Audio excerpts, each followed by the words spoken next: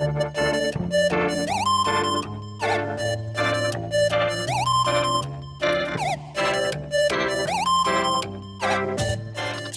and welcome to Megan's Mystical Mashup, which is a show of, it's ultimately a conversation between two people about life, the universe, and everything in between, with the intention of demonstrating how our spiritual and metaphysical aspect of our lives melds into our regular daily lives.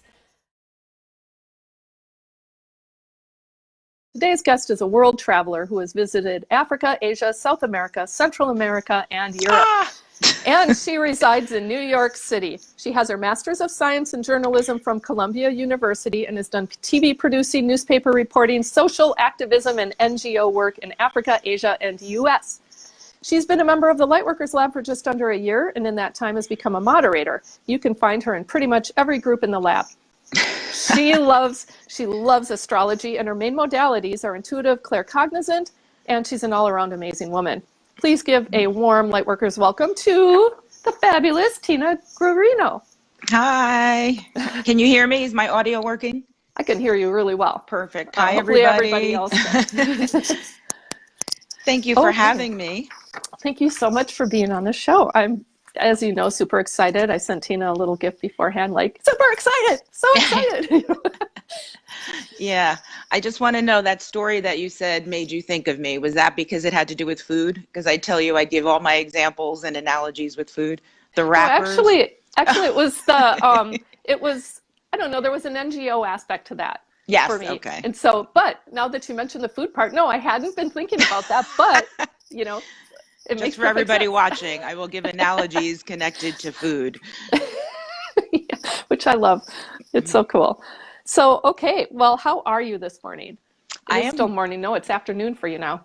I am doing well. Yes, it's a sunny day in New York City. The window's that way, looking out. That's why the light's coming in this way. But I have to thank you for allowing me to have a proper live in the lab, because as you know, my first introduction to the lab was karaoke night for the moderators before the Bliss Retreat, and performing Baby Got Back with Lauren Antofermo. And we had no idea Kelly Nelson was streaming it into the lab. So that was my intro. So thank you for allowing me to be here in a more proper way. My pleasure. And if you haven't checked it out in the lab, you know, you can do a search, and it's definitely worth the watch. And well, I have to say this last time too. So yes, it was a check off the bucket list. It was like a karaoke concert, especially like the 24-year-old kids in the front, you know, cheering. I was like, this is incredible. But it took Jeremy Stangness and Angela to convince me to watch it, because it took me like 2 weeks or 3 weeks before I was like, no way, I can't believe that. So, but anyway, it was fun. Yeah, definitely. Well, so Tina, what I like to do to start out our conversation is ask a really general question, but which I know has a lot of depth to it. And that is, what is your path, or what was your path to the Lightworkers Lab? It was a long one. It was a Excellent. long one, a very long one. I think, I don't know. I don't ever feel like I was ever a kid, because I remember my early years, like I'm talking about 3, like contemplating my existence. And Wow. that song, Twinkle, Twinkle, Little Star, always kind of had I was always looking out to the stars and just really contemplating existence. And then I think it's a very Aquarian child kind of thing. I'm Aquarius. At 5, I had my Aunt Gail, who didn't treat me like a child and engaged in my questions. I was asking her about the Bible, because she's an avid Bible person. So she would read scripture with me and we would talk about it. But I had this interesting, it was like a juxtaposition between my father, who's a doctor and very science driven, and my mom, who was psychic, had her own gifts, spiritual, although contextualized in the Catholic Church. She wasn't super religious, but if I had to say what religion, I was raised Catholic. And so I always was pursuing this quest to understand life. In grade school, I wore a watch with no face, and I told my dad, because time doesn't exist, and he's like, you're crazy. And now I'm like, Dad, remember when I said that? The physicists are all saying that too. And in middle school, isn't that crazy? In middle, Excellent. it is, right? Then when I was 10 years old, three major people in my life died outside of my nuclear family, and it really shifted. I think it put into overdrive my quest to understand God and life and birth and death.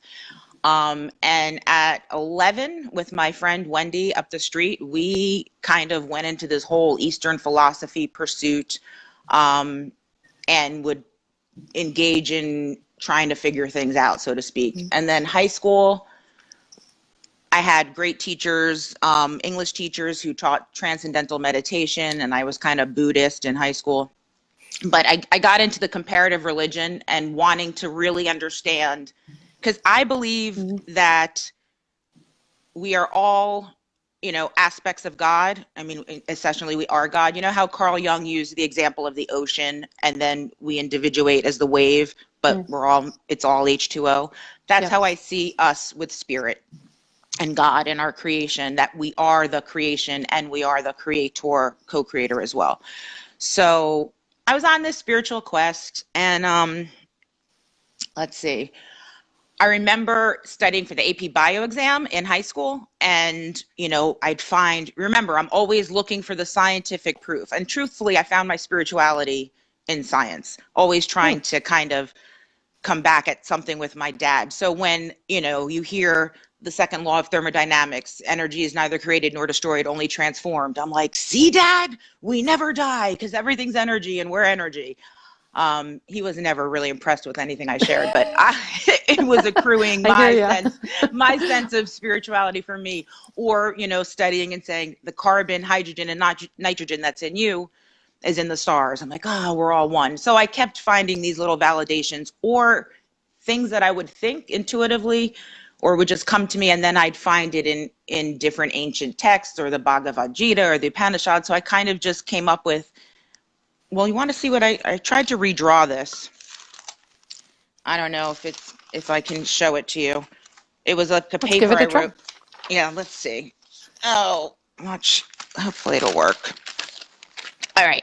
I actually can draw, but so don't judge this. But if you can see, you can see the face. Oh, nice. Okay, so this is what I got when I had to write my paper after reading Houston Smith's Religions of Man. So if you see like all the different colors in here, and then it outpictures in a different shape, maybe with different colors, but see there's aspects of light in all of them. The yellow, I'm making that be the light. But all these different kind of concepts and things individuate out here, but really we're all one in here. This is source. This is, again, going to Carl Jung, the collective unconscious, the example with the ocean. And then I remember pottery. I took pottery in high school. I always wanted to have that ghost moment, but it didn't happen for me. With a sexy man making a pottery wall. That didn't happen. But what did happen was a conversation with my father, and I don't remember what precipitated it, but at some point he says to me, that, because I was talking about the pottery wheel.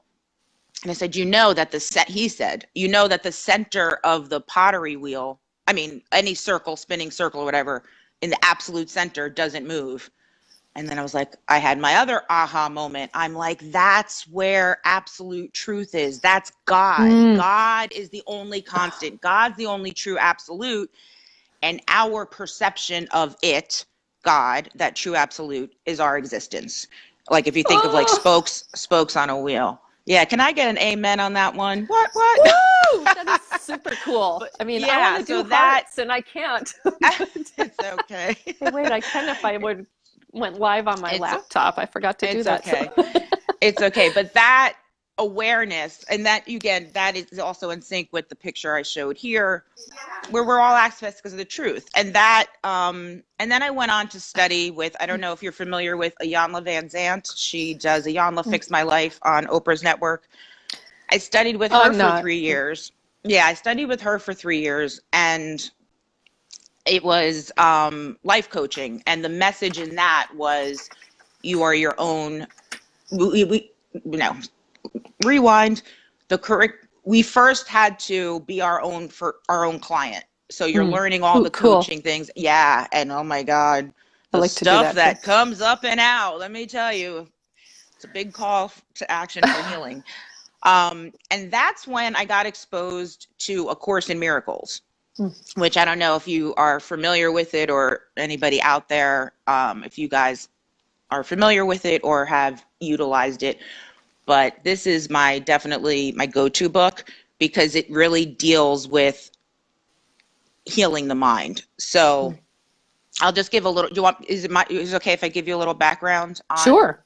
Yeah, please. And if it's a repeat for anybody out there, apologies, but here's basically the intro to A Course in Miracles. It opens with nothing real.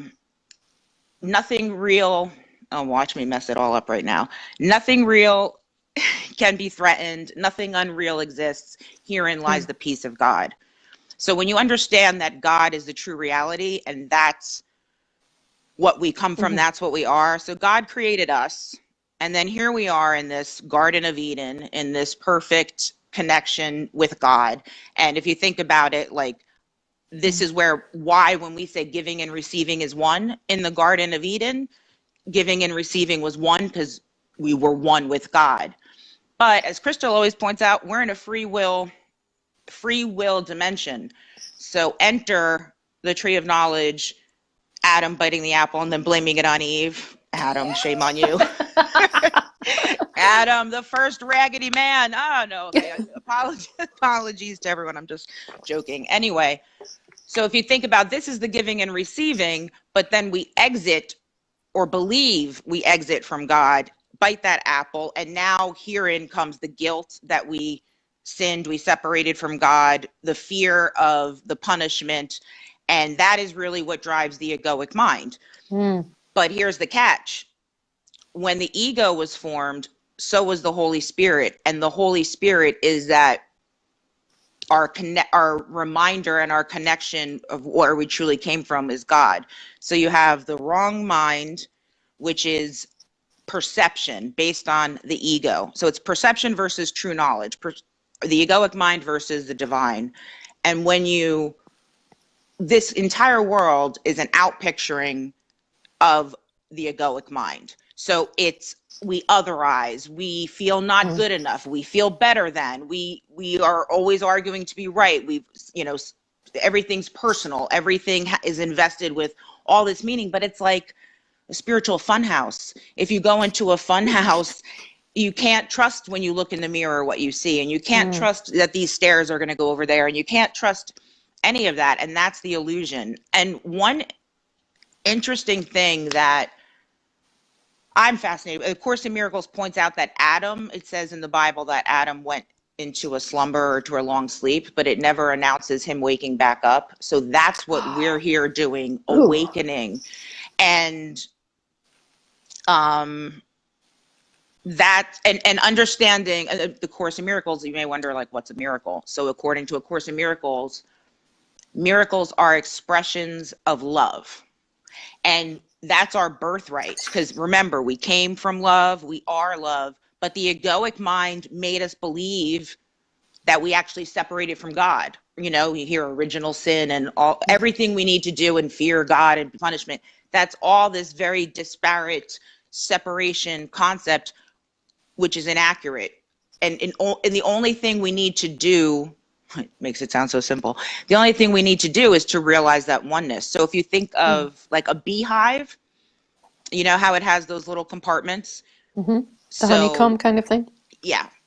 Yes. So we're all kind of in our own little compartment in there and believing in this separation. But the atonement, the at-one-ment, as Edgar Casey referred to it, that's when we reunite, or to the truth of the one mind. So, we also talk about piercing the veil or dropping the veil. It's going with the honeycomb thing. Once you realize your true connection to love, and that we are love, and love isn't something you go outside of yourself to get. Imagine now those little barriers coming down, and there we are. We're all one. And the Course even goes farther to say that once we all awaken and we realize the truth of who we are, and then God himself will return us home. But if you even going with like the wheels and the spokes of, I heard somebody once said God himself is, incomplete without us because we're all aspects. But hold on, that just made me think of something. Cool. Okay, I loved the movie, but this has got to be the worst line ever for emotional health and spiritual health and mind, body, spirit alignment. Jerry Maguire, who remembers that? Jerry Maguire in the elevator, the two deaf people speaking sign language, and Renee Zellweger and Tom Cruise. And the line, and we all were captivated by it because this is what true love is. It's like nails on a chalkboard. When we truly understand it, it's insane. You complete me. Yep. What? Like, no. I am complete. You are complete. We are complete in the oneness and, divineness of our creation. So, yeah. You were yeah. Go ahead. Sorry. Oh no, I was just gonna confirm that. I'm hearing that a lot in popular music. My daughter likes to listen to pop music. I don't know what else to call it. It's a hodgepodge of genres, but it's right. new. Right. And there's a lot in there about needing other people to feel complete. And my poor daughter has to listen to me tell her how that's not true. So she's listening to the song or trying to, while I'm like, what are they talking about? That's not what. No, you don't need somebody else to make you feel no. whole. No. She's 11. She's kind of like, okay, mom. But I get it's so inbred in us though, because that is the scarcity mindset that is the ego. And the thing about the egoic mind is it's so crazy. Mine is like super, I got to keep, when my ego goes, and I have to tell people, we hear ego talking about popular definitions. The ego is that voice in your head that tells you you're not good enough. It's not just the, people hear ego and they think, oh, the arrogance and whatever. It's that voice too, on that end of the spectrum where you think you're better than, and somehow we're separating. Or in order for me to elevate myself, I have to step on somebody else instead of realizing, no, it's not you or the other person, because again, we all are one. And I think, now I'm not like a big Bible person, but I do have certain scripture from there that I do love. And I believe, like when Jesus said, forgive them for they know not what they do. That's that lack of awareness or being awake, the slumber that we're talking about Adam falling into. And what we all need to awaken to is that false belief that we really separated from God, that we deserve to be punished for it, and that we are in this scarcity principle. So what we do is then we project out onto other people, and we project out onto the world all that deficiency belief that we subscribe to inside. So now we're projecting it out and perpetuating the attack. And it's interesting when you see stuff in the headlines like about forgiveness, like a victim of somebody's a particular crime, and we're always impressed with the people who can forgive, and then there's the ones who I'll never forgive, this, that, and the other. The course has a very interesting take on forgiveness, because forgiveness, we're forgiving the world for what it did not do. Did you catch that? Because this whole attack and this whole sense of all of that is all the illusion. It's the illusory world, because forgiveness really is just allowing what miracle is expression of love to flow with all of us, because we're actually all interconnected. So it's taking all those blocks and allowing it to flow. Yep. Huh. Does that make sense? Totally. It sounds a lot like what I was talking about with that oracle card. So it's like, that's really interesting. So the Course in Miracles, who's that by? So, I forgot to tell you how it came into existence. So I think it was 1975. There were two medical psychologists, professors. Did I just hodgepodge that all? Was that descriptive? Sure. At Columbia, and they were doing research, Columbia Presbyterian or Columbia University. Shout out. And this woman, Helen, who did have some psychic gifts when she was younger, but wasn't cultivated within her. And she was actually Jewish.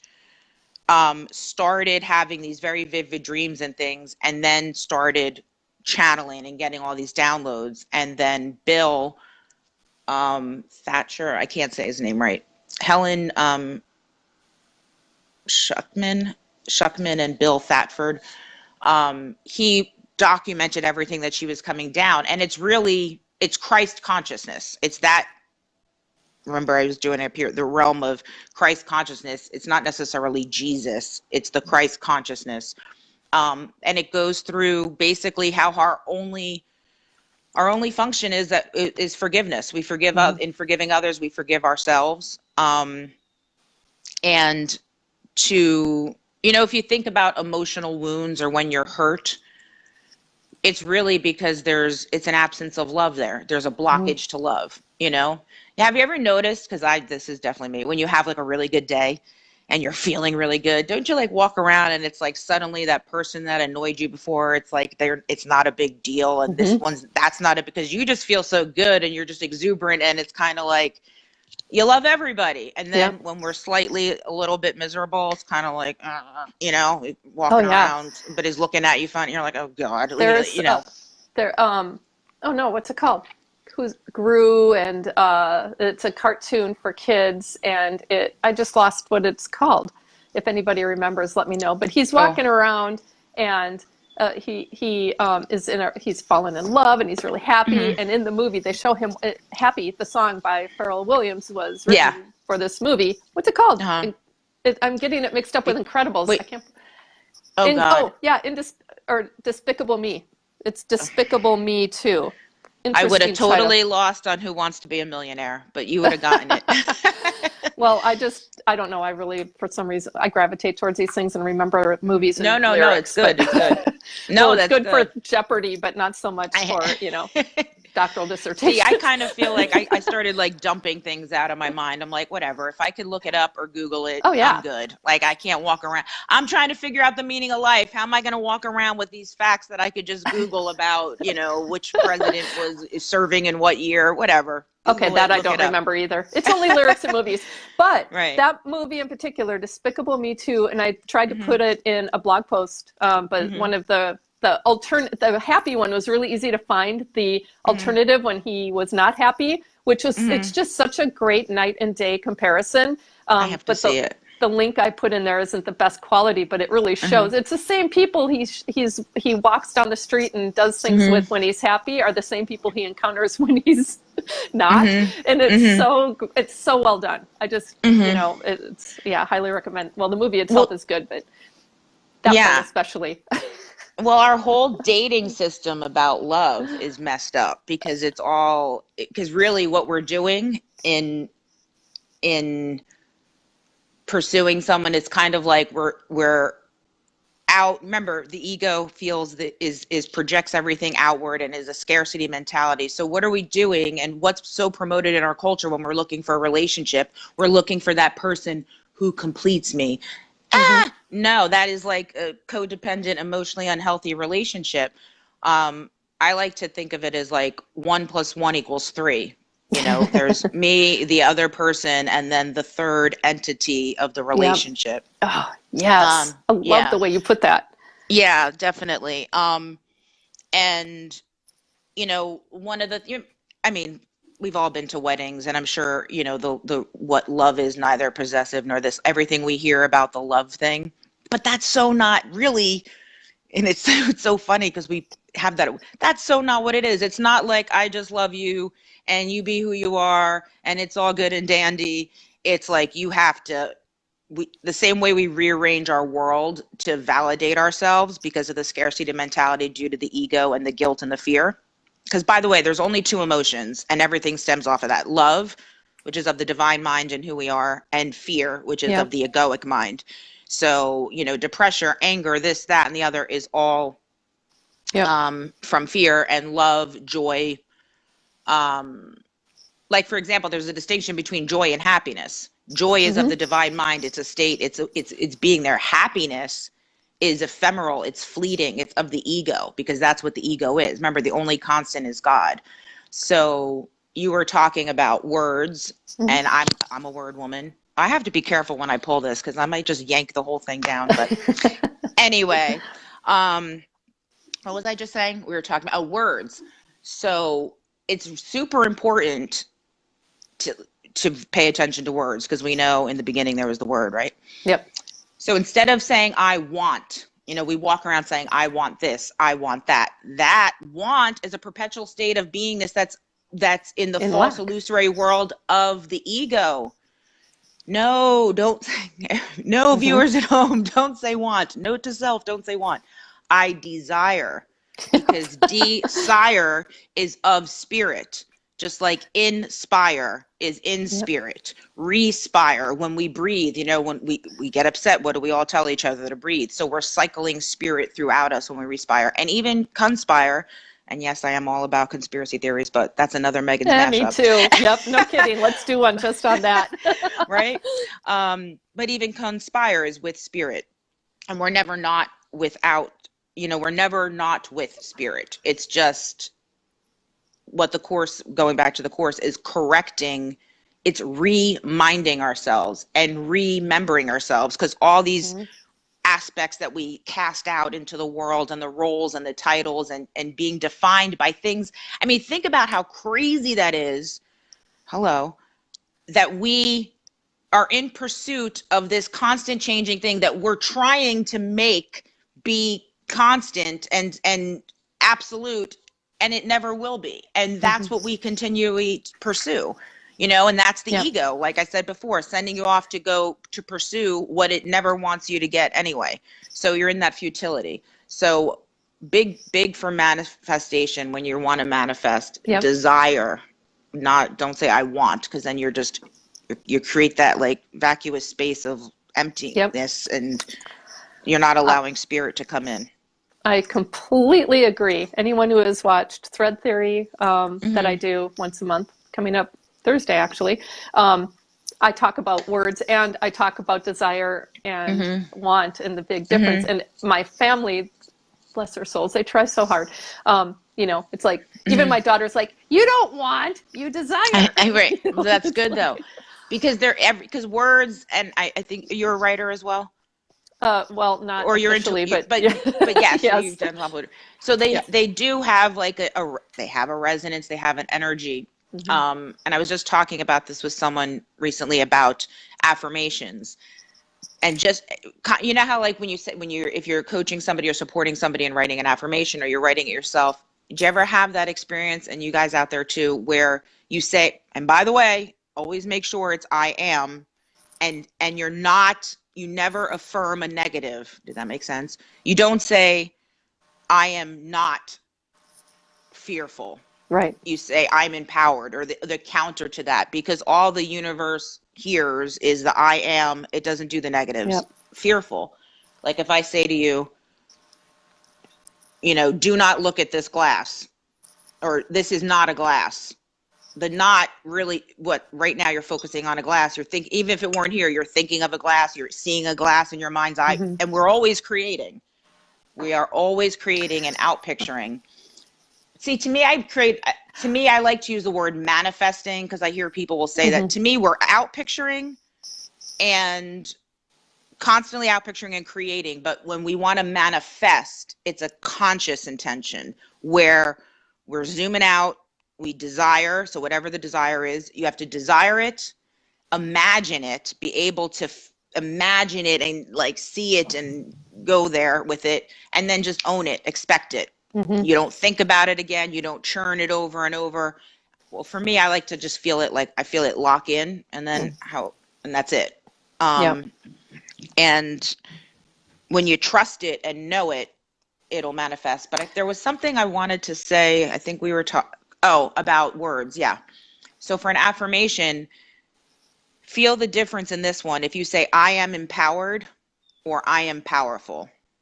Because there's a distinction, because somebody who feels that they are powerful but doesn't feel they have the permission or aren't deserving to use their power probably would resonate more with I am empowered, and that would be me.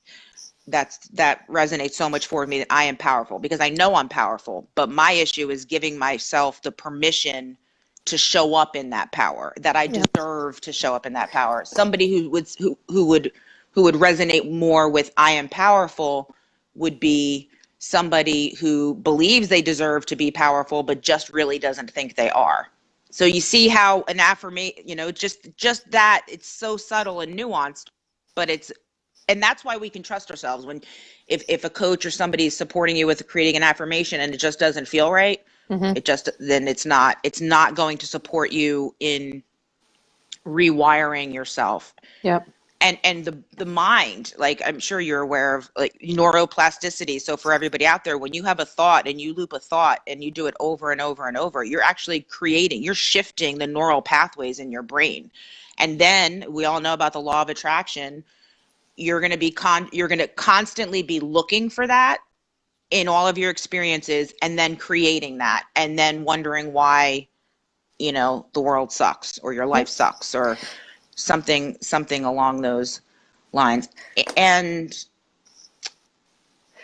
were you going to say something? Because I was going to go on with something else, but I want you to jump in.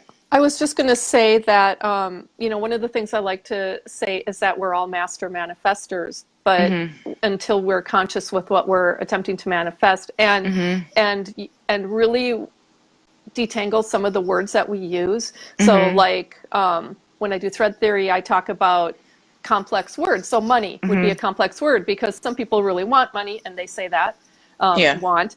But also money conjures up a lot of different things for people. And some people are totally fine with money, and other people have mixed feelings. And I'd say the same thing with the word powerful. Maybe for some people is like, well, there's, some negatives attached to power for some people. And until they recognize where they sit with it and weed out that stuff if they can, or find another word that represents it better than trying to manifest a word that doesn't resonate, is always going to bring back those fears, and that egoic part that you had mentioned. Right. Yeah, it's definitely about going back to, again, the course, perception. So how your relationship with a word is packed with all this stuff from our past, our experiences, this, that, and the other. So this is like an example of a relationship with a word. If you and I were friends, we have an argument, right? And we get into a fight. And I'm saying, and we're in a room, whatever's going on, I want to sit down and talk to you and, shut the doors. Let's just roll up our sleeves. Let's get down and dirty. You say where you're coming from. I say where I'm coming from. And when we're all done, then we'll go out and get a slice of pizza. And we're not stopping until that, there I am with the food again, not stopping till that happens. And I'm saying, because I respect you. And your version of respect, because to me, if you matter that much to me, I don't want, nothing else matters. I respect you so much. I want to solve this right here, right now. But now you are saying, well, Tina, I respect you too. But your understanding of respect, and this is what's so important about people's relationships and associations with words, your understanding of respect is, not until, if I have nothing nice to say, don't say it at all. I respect you so much that I'm so angry right now that I'm not going to say anything nice. So I need to leave the room. So because I do respect you, so I can come back in and do that. Now here's two people arguing about respect. I'm going, you don't respect me because you walked out on me. And you're going, you don't respect me because you're all like this, being all crazy and wanting to do it right here, right now. And so that's about perception and an understanding of a word. Yep. And can I give you another example about why it's so amazing, why we have to really zoom out? Like Eckhart Tolle talks about the observer self. I call it zooming out, where you can kind of see the energetic chessboard, or employ what the Course in Miracles talks about, non-attachment. So do you remember the scene in The Wizard of Oz when Dorothy's in the house and everything of her life is flying by the window? That to me is how I support myself in understanding, non-attachment. And the whole reason why we have non-attachment, it's so you can observe things. She wasn't in the throes of the tornado at that moment. She was zoomed out and kind of just seeing it all fly by the window. Yep. And that's something, in terms of interpersonal relationships, that is important for us to take, because nothing really is ever personal. It's somebody operating with their filters, and whatever however they were informed and created. So here's my example for that. Okay. My girlfriend calls me up because she got in a fight with her sister, and here's her story. She's telling me it was New Year's Eve. She went out dancing, she and her favorite sister and her brother-in-law. And at the end of the night, they say to her, hey, why don't you leave your car here and come home with us? We'll drive you back tomorrow to get it. Thinking she wasn't okay to drive or what have you. She's like, no, I'm good. Thanks. They kept insisting. Boom, they end up with a fight. Now, she's calling me. What you have to know about my friend is her filter and the lens in which she operates based on her father is anything that remotely resembles authority, control. You're trying to control me or tell me what to do. She ain't having it. That's her filter, okay? Yep.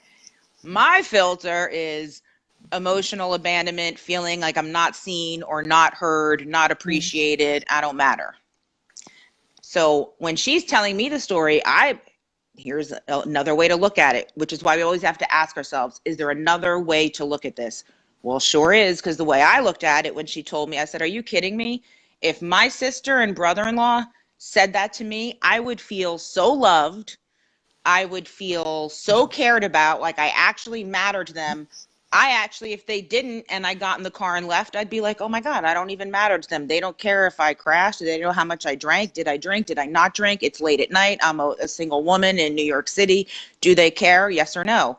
Well, apparently not, because they left me. That's how my mind would interpret it. Mm-hmm. So when we get in tune with our patterns, the pathologies from our families, whatever happened to us when we were little, whatever scripts we have running in our head, when we're able to see that patterning and see how it taints everything and then zoom out from it and do the healing work and apply the love and then process through it, life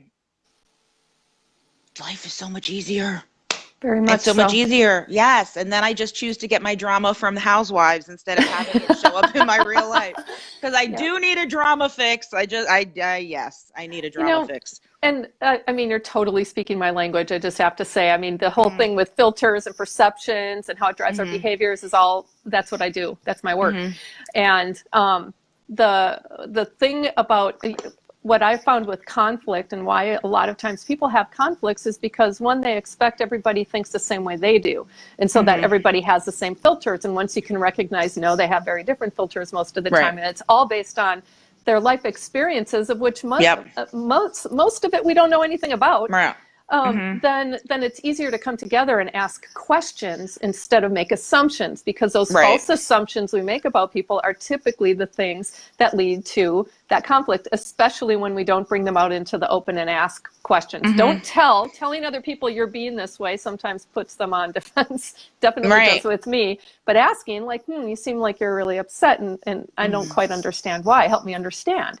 Right. And I'm experiencing you as this. Let me know is that, like I'm experiencing, And then they can either say, I did, that was my intention because I was operating out of my own wounded place, or no, that's not what I meant. Or I could say, hey, Megan, why didn't you say hi to me at the party? I wanted to talk to you. You didn't come near me.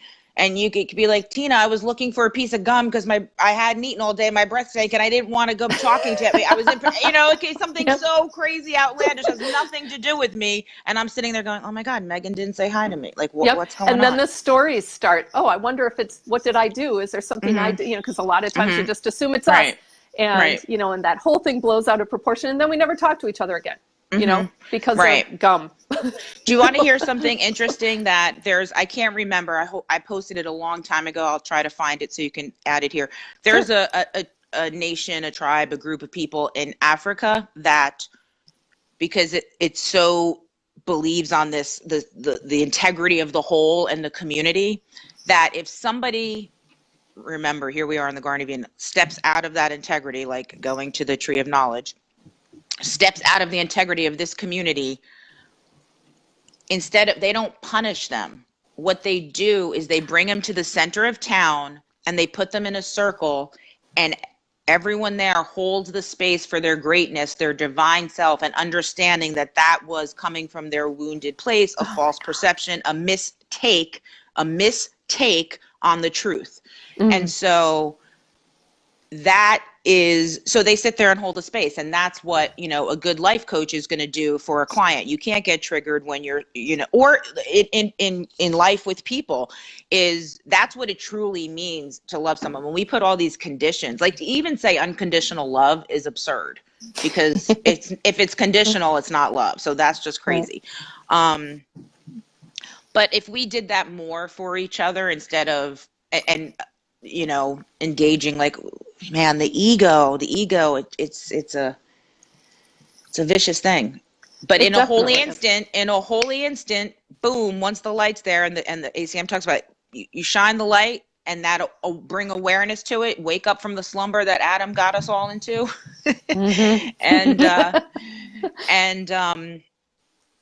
And there we are. Because even in God, there's not forgiveness. There's no reason for like, it's crazy making what we do here. You know, miracles are extensions of love. We all have that birthright to miracles. Revelation is our relationship directly with spirit. But miracles, they should be popping all over the place. And I'm quite sure you guys out there at some point in your life had that experience. Again, like I was talking about, the happy day kind of vibe, like, yay.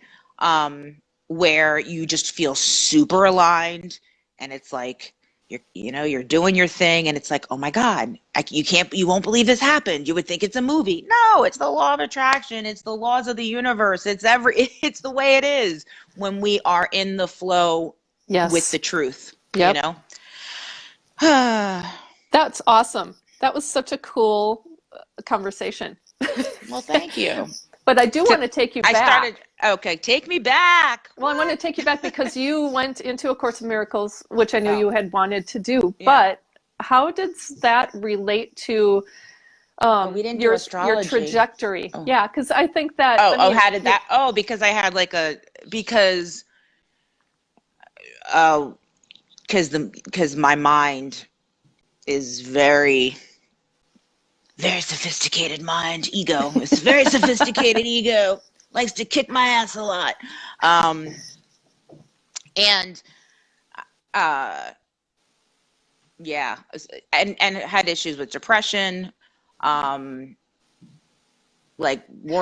Before that, I came to A Course in Miracles and just loved it because it appeased a mind that had tentacles all over the universe.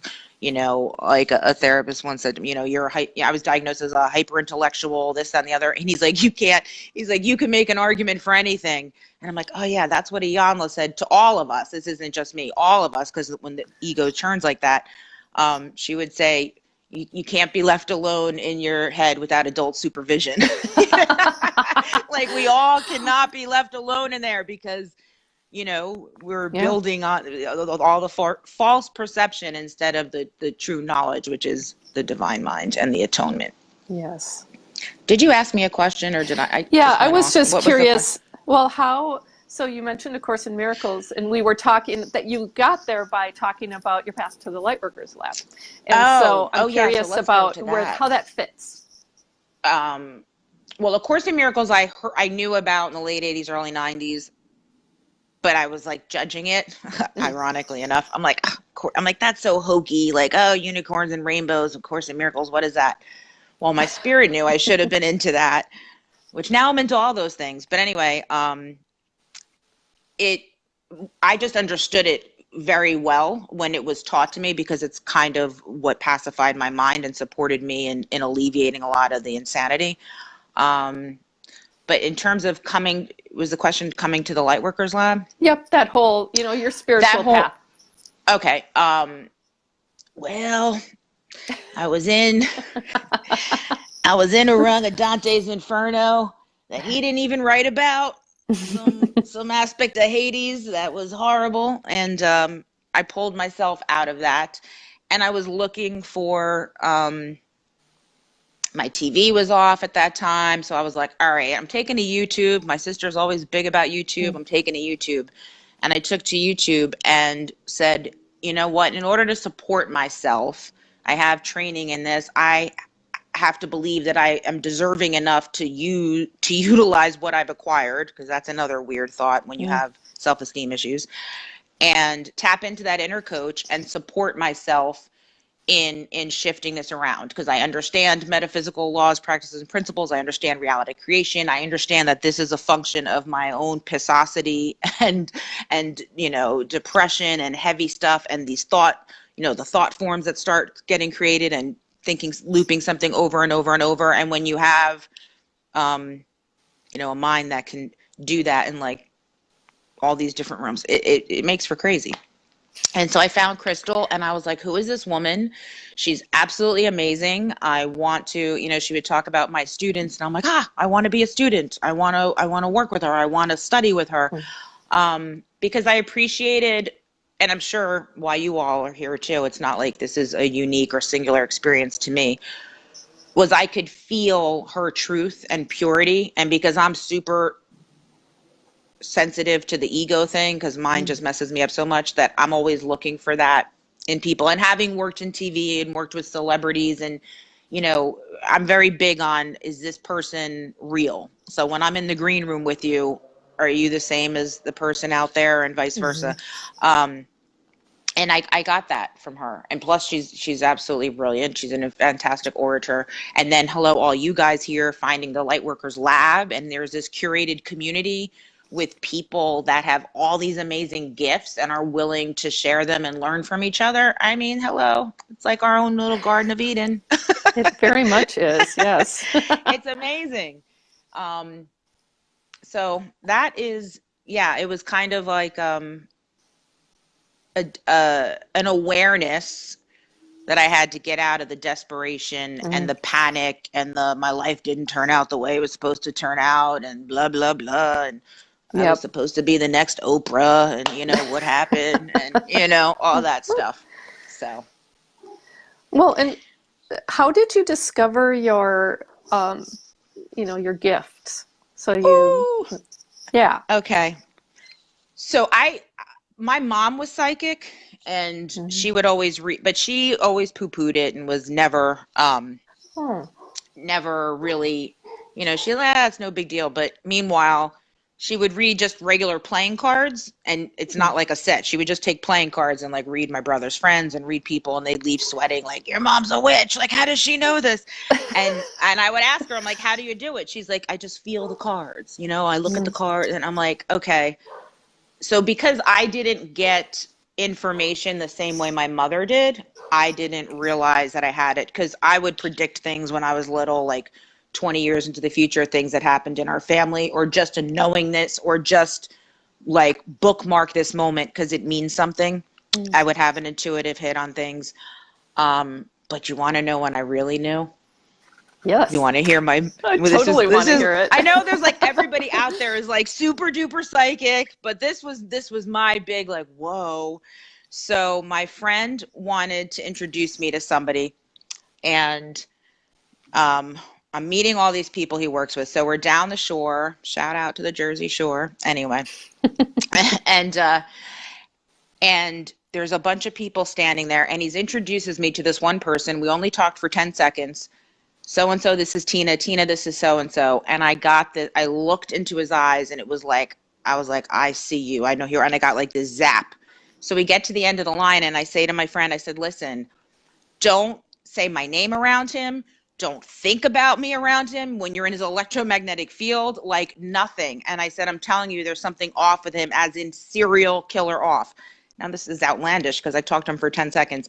So my friend says, you're judgmental. How could you say that? You didn't even talk to him. And I said, listen, Jesus, Buddha, Muhammad, the Dalai Lama, Oprah, and Dr. Phil could all tell me like I was off. And I would say, thank you all for what you do in your respective fields. But I know because I got that hit. And then sure enough, what was that? What no, happened? I'll tell you, but I want to hear the story first, then I'll tell you mine. So 2 months later, he calls. I mean, we got in a fight, and I was like, I don't care what you say because I know what I know. Anyway, 2 months later, he calls me and says, remember that guy that you said was a serial killer? I'm like, yeah. He said is. So he had killed somebody, crazy, a pregnant girl in a Blockbuster video, and then 10 months earlier killed someone in Oklahoma. So he was going around the nation doing this. And I said, and that was when I really was like, oh, when I get that, it's just like, again, it's a claircognizance thing. Like that one was just a knowing, but that had a little bit more of, because I always say, and I'm wondering how people out there, you guys who are claircognizant, I always, crack the joke, like it doesn't come with a drum roll or like a sensation. I don't have like the announcement or the rose petals getting flown, like here, this is your vision. Because I feel like when someone's clairaudient or clairvoyant, it's like they know they're seeing an image or they're getting a picture or they're hearing something. Whereas, and I think that's also what A Course in Miracles helped me to do. Separating out what is my egoic mind telling me all these things and to really connect into my body and know when it resonates and fits. But that was like a big journey too. Because when I was at a Yanla's place, they'd be like, you're too cerebral, you're too in your head, drop into your body. And I'm like, they're like, go below the heart. And I'm like, what are you talking about? They're like, where do you feel it? I'm like, I don't know, my ear, or I'm like, I don't know. Or when they would meditate, because I just couldn't stop the chatter until really getting into A Course in Miracles, they'd meditate and they'd be like, all right, at the end, okay, come back to the room. And I'm like, damn, where'd you all go? I'm hanging out waiting, hurry back. So that was all because of the mental chatter. But do you meditate? Because I need to do it. I said post bliss retreat, I was going to really commit to meditating. And so what I find interesting is I meditated fairly regularly for a good part of this year and went to the bliss retreat and then didn't do it for a while. And now I'm back to it, but not in the same way I was. I have always, like you, had a lot of like you were talking about, had a lot of mental chatter. I found it very hard to do. And now it's almost like I have embodied meditation in a very different way to where I can really quickly clear my head. Nice. And yeah. sometimes I'm like, what's, it's like, I think there was a while ago, I had another mashup with somebody, and we were talking about different ways of listening and hearing information. And I have this year again recognized that I don't listen the same way I used to.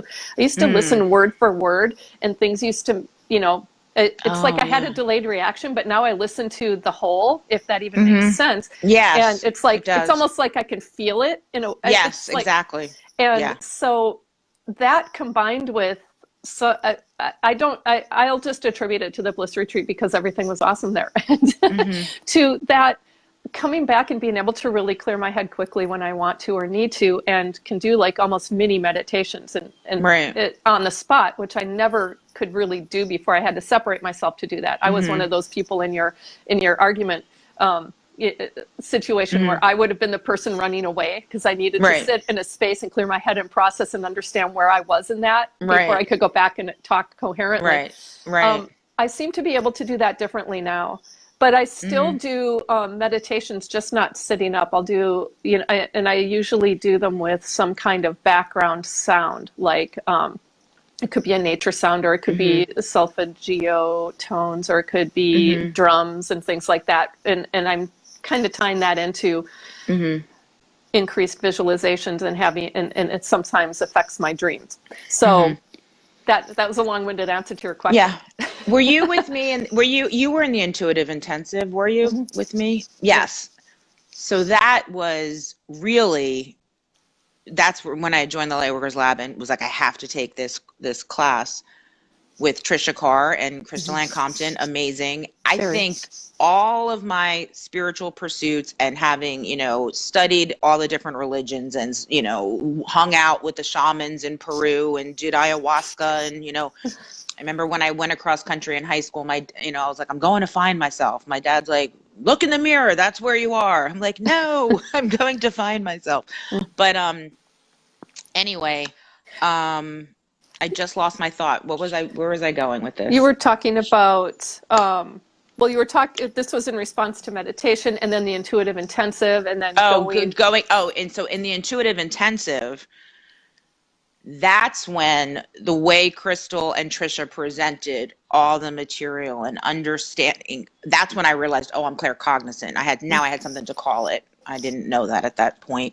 But it was almost like the polishing off of like all my pursuits and different things I did, and you know, the comparative religion and really wanting to understand it, and different spiritual pursuits, trying to understand, you know, the psychicness, or, you know, my mother's gifts, my gifts, or this other realm that I've always felt connected to. I mean, I always felt connected to nature. And I remember at 5 having, I think Crystal calls it peak experiences. I've heard it as Satori, Satori, but when there's this just awe of like feeling your oneness with nature and what's around you. And I remember very distinctly, again, talking before about bookmarking, at 5 years old in my uncle's house in the Catskills, we all had gone skiing and everybody was sleeping, and it was daylight because they crashed it out after coming back from the slopes. And I remember everybody was asleep in the house,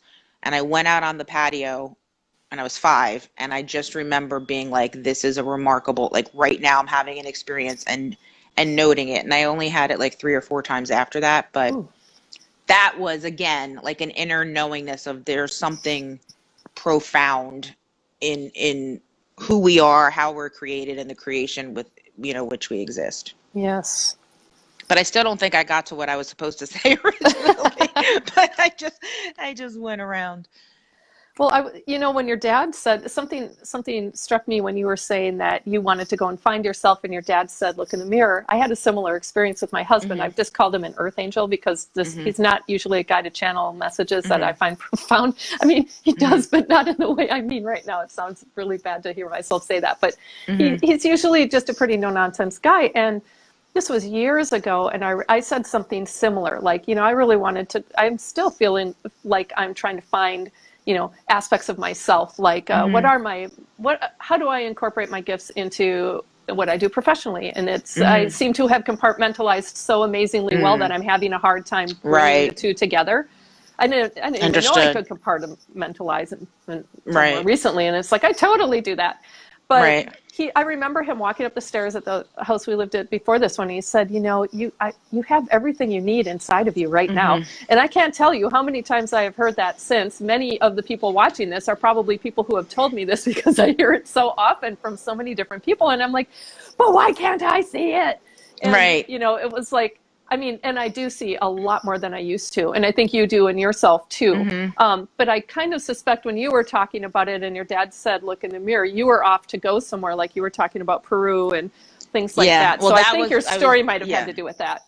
Yeah, I went across, well, I'm not really sure. I don't know, but I'll pick up from there. I went across country with my friend, Wendy, the same one that I was in middle school contemplating the meaning of life. And then she went on to go run, you know, the yoga center with Deepak Chopra. Wow. I came back to go work on Sesame Street, the TV show. And yeah, I'm not, I don't know where I wanted to go with that. But anyway, it's when you were talking about one of the reasons I love traveling is because it jostles that sense, that groove that we get into. Like I like to mark, if it's kind of almost like a ritual for me. And by the way, I do distinguish between traveling and vacationing. Vacationing to me is like I'm on a beach, throw rose petals at me, give me a pina colada, and don't block the sun. I'm trying to get a tan. That's vacationing. Traveling is like, I want to have the adventure. I want to go talk to the native people. I'm going to put myself in all these different situations to really understand the 360 of a place. And and that's also, there was something you had said, and I think it was doing with the languaging or experiences when we were talking about the respect example. It'll pop in.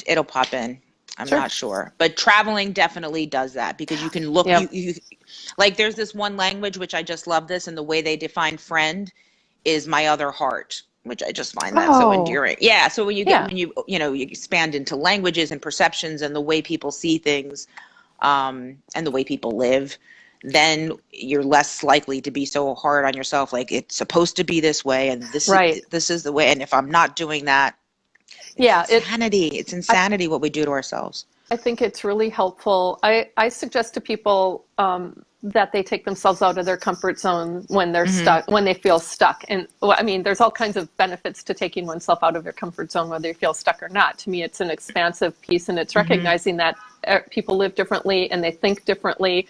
And the more cultural experiences we can get really helps us recognize that, provided we can go to those experiences with an open mind instead of a judgmental mind, which some people do, or comparative mind. Oh, well, they do this and I do this, and which is better? It's like, well, it's not a better or worse thing. It's a different, a both and is, kind of how I would like to look at it. And I suggest people, if it's difficult to travel outside of their environment, like their city, to go within the city. And there's a number of different cultural places, usually if for larger cities, especially, that you can go, or even different churches, and really just to see. And it's uncomfortable and it's scary if you're not used to doing that. And that is a sign to me that we've become, whoever the person is, has become somewhat stuck in their ways, or complacent in some ways. Like, this is my routine, this is what I do, this is the way it always is. And then it's so much easier to judge other people because we forgot about that expansive mind and experience. Yes. This is about perspective again, and perception. If you, like, right now, it's hard because we're not in a 3D, but you guys are seeing, my media center behind me, right? And I'm looking at you and seeing so pretend we're in the same room. If we have an honest, conscious conversation, and let's say our perspective on the room is an issue. So I'm going to try to explain to you, you're telling me, there's books in there, you're experiencing all of that. And I'm looking at, a blank wall, the back of a couch, and two picture things. Okay. It's a different reality, different experience of it. But if we have respect and a conscious conversation, and I get to take you into my perspective and let you know what I see and how I'm looking at you and what, everything that I see here. I almost want to get up and do it, but I'll knock this over, so I won't. It's like we get to remember the spoke around the wheel, or think of pieces of the pie. It's like my existence right here, your existence is here. Now, if I expand out to the way you perceive it, I just expanded myself in opening up and getting out of the rigidity of the way I experience something. Did that make sense? Yeah, it did to me. I'm drawing it out as you speak, because it's like when we're the piece of the pie, all we see is the piece of the pie, and then the rest of the pie maybe, but you don't see the whole pie. Right. And so it's standing out. You can see us together instead of us separate. Right. That's if I understood it correctly. And also just in relationships, understanding the way someone is looking at something or experiencing something. You can walk into a room, but depending on where you're standing in the room, is what you're seeing, how you're experiencing it, and where we are on the wheel and what we're looking at is gonna dictate or govern our behaviors and what we're bringing to the table. So if we could just be open-minded and say, hey, because think about it, there's like 8 billion people on the planet. If you it's kind of exciting. I don't want somebody who just does something the same way I do it all. That's boring. Edify me, educate me, illuminate something for me that, is going to raise me up more as well. And that's where I think we have to constantly self-police and zoom out. But can we talk a little bit about astrology? Yes, we have, just under 10 minutes left. Oh, okay. 9 minutes. Okay. Because I love astrology, and astrology is amazing. First I'll just say, anybody out there, you need to take Lauren Antofermo's astrology class whenever it's offered again, because it's phenomenal. But one of the things about astrology, because I was very much into it starting around 10, is people would try to get me so what are you saying? It's like a religion, you don't do anything unless you check with the stars. So this is the way I explain it, and this might help people out there in terms of understanding it. It's not a dictation of anything. We have free will. What it is is, for example, let's say you want to paint your house. But the weather says Tuesday, it's going to be torrential downpours and, thunderstorms, blah, blah, blah. But on Wednesday, sun's going to be out, 70 degrees, no clouds, beautiful, gorgeous day. Free will. You can paint on Tuesday, but it's more likely, if you want to be successful and everything's working in your favor, to do it on Wednesday. That's astrology. Astrology just lets you know the energetic chessboard, what's going on, how it relates to your natal chart and the way you're built, and whether or not it's going to be a conducive energy that's supportive, or if it's going to be anti. But you always have free will. You're more than, you get out there and try to paint in the rain. You can get it on there.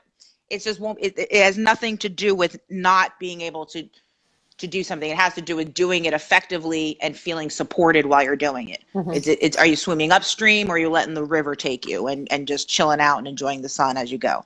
So that's my little astrology spiel. Well, how do you use, so we have like 7 minutes, but how do you use it? How do you incorporate it into your life? Well, that's why I'm writing Lauren to get onto her second class, because I want to go to the next level, because I haven't really been utilizing it lately. It was like, in college, I used to know everybody by their sign, and be like, as opposed to a name, which was kind of crazy, actually.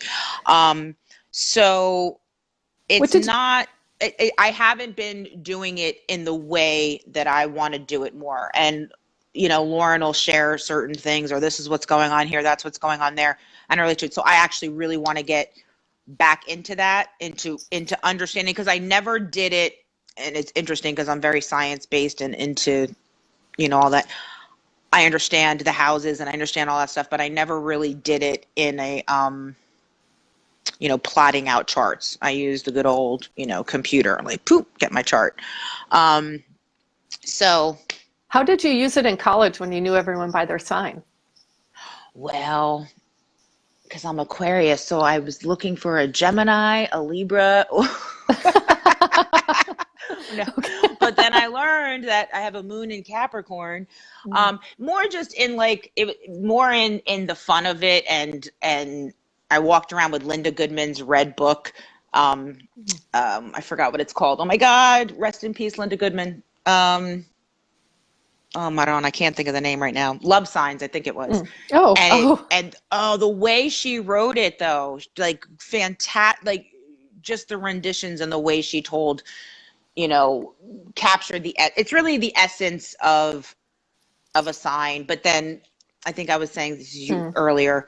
Again, everything's food. You could take tomatoes, cheese, basil, flour, and vegetables, and you can make a pasta dish, or you can make a salad, you can make a pizza, and so it's really the recipe of you and in what proportion those show up, and then how that's relating out there. Yes, which is just super fascinating. I am just at the very beginning stages of learning certain things, and I just pulled up my chart the other day. I had done it online probably a month ago, and just pulled it up, and I'm like, oh my gosh, I didn't actually read it when I pulled it up originally, because it was just, I didn't have time. And then I forgot about it, and it's like, okay, well, my moon is Sagittarius, and I had no idea the heavy influence. Everything they said about a Sagittarius there is like, holy crap, that's why I'm restless. That's why I don't like routine. I always thought it was a Gemini thing, but it's really, well, the combination certainly makes me, woo. There is in a good way. Edgar Casey talked about astrology, and this I will have a link for you that you could post in here. But to hear the way he talked about astrology, and again, it's almost like the archetypes or energies, or even like star being types of things, like who you are, where you're from, and why you came into incarnation, and then connecting it to I'm not doing this any justice right now, but we'll put the link. People can watch it, but adrenal glands and the chakras, and it's very fascinating because a lot of I'm obsessed with ancient Egypt. There's a lot you just hear stuff that Edgar Casey said, and then you see what the ancient civilizations were doing, and they were definitely on to way more, I think, spiritually in tune than we are. I think we've technologically advanced so much, but we're not keeping up spiritually to be able to handle what we're actually creating and this, what we're out picturing into this, you know, egoic driven world. Yeah.